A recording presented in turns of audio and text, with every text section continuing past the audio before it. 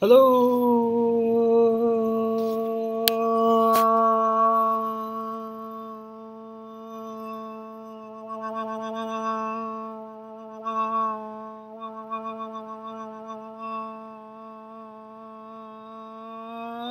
algebra students. Mr. Lawrence here, and today this is our second review video. This one will probably be a little bit shorter. We're talking about parallel and perpendicular lines. I'm breaking these up into a series of short videos so you can watch them and help you prepare for the final exam. Anyway, here we go. All right, remember, parallel and perpendicular lines have a special relationship. Please do not tell me parallel lines never cross. That is the elementary school definition of parallel lines. The high school definition is parallel lines have the same slope. Same slope. Perpendicular lines, their slopes are negative reciprocals of each other. So for example, if the slope equals 1/2, then the perpendicular slope is -2. Okay? In the top one, if the slope is 5, then the parallel slope is, you guessed it, 5. There we go. Now I've got 4 sets of lines here. I'm going to see if I can tell which ones are parallel and perpendicular before graphing them, because it's a lot of work to graph. Sometimes I don't want to. So the first thing I'm going to do is identify the slope. Well, on number 1, it's easy. The slope is 3/5. Now some of you are looking at this going, I don't remember how to do the slope B. Well, I say go back and watch video number 1, but do the ones that are easy. Let's do the slope here of 5/3. Oops, I should have made that poiple. Excuse me. Abracadabra, I make you poiple. There we go. Slope is 5/3. Now these are neither parallel nor perpendicular. They just intersect, right? Because it's not the negative reciprocal. It is the reciprocal, but not the negative. Now, if you watch the other video and you remember that the slope is found by doing negative of a over b, well, it looks like a is 3 and b is -5. So the slope is going to be -3 over -5, which is 3/5. Well, look at that. A and b are parallel to each other. So I'm going to do parallel, and that'll be lines A and B. They're parallel to each other. Now let me use the same technique to find the slope of this one. Looks like A is 10, B is 6. So the negative of A is -10 over 6. And of course I'm going to simplify that, divide by 2, and -5/3. Ooh, it looks like for perpendicular, okay, I'm going to have B is perpendicular to C, and line A is also perpendicular to C, right?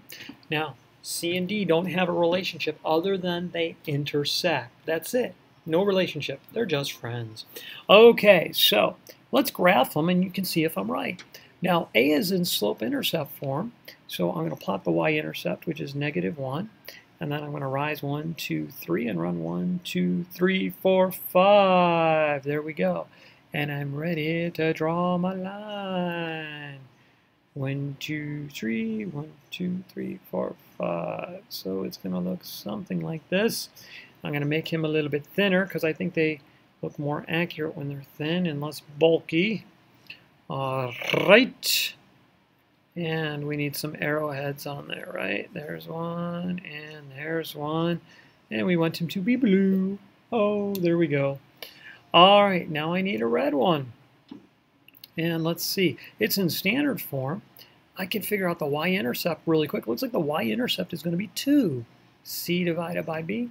So the y-intercept is going to be 2. And the slope is 3/5. So it's going to go 1, 2, 3, 1, 2, 3, 4, 5. And look at that.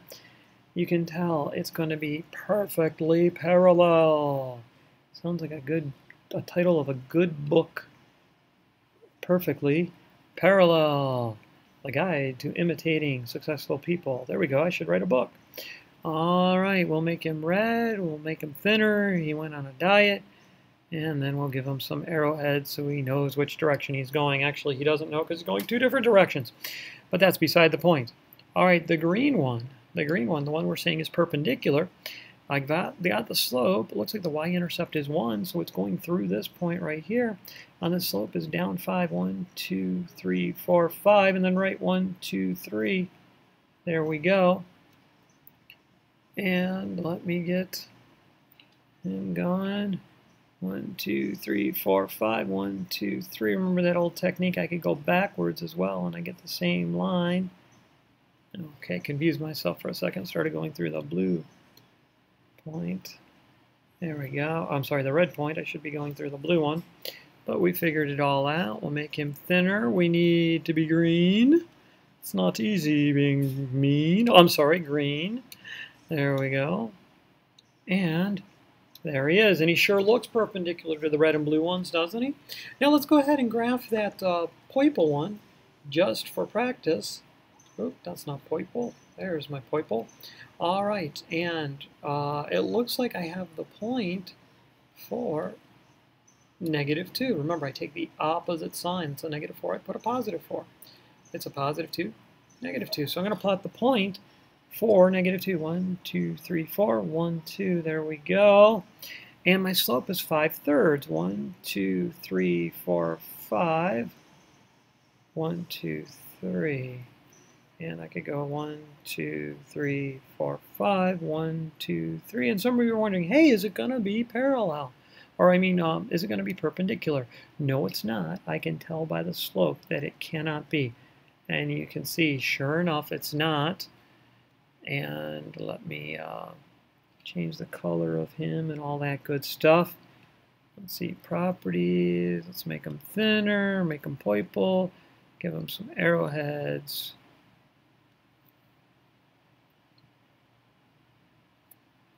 And there we go. There is your line. So we found out algebraically that A and B were parallel, and graphically we see the red and blue one are parallel. And then we found that the green one, C, was perpendicular to both A and B, and sure enough, we get some nice right angles there because the slopes are negative reciprocals. 3/5 becomes -5/3. If the slope had been, say, 7, then the perpendicular slope would be -1/7, right? Okay, and then the purple one looked like a negative reciprocal, but it's not. It's only a reciprocal. So it doesn't have a special relationship to the other 3 lines. It'll just intersect.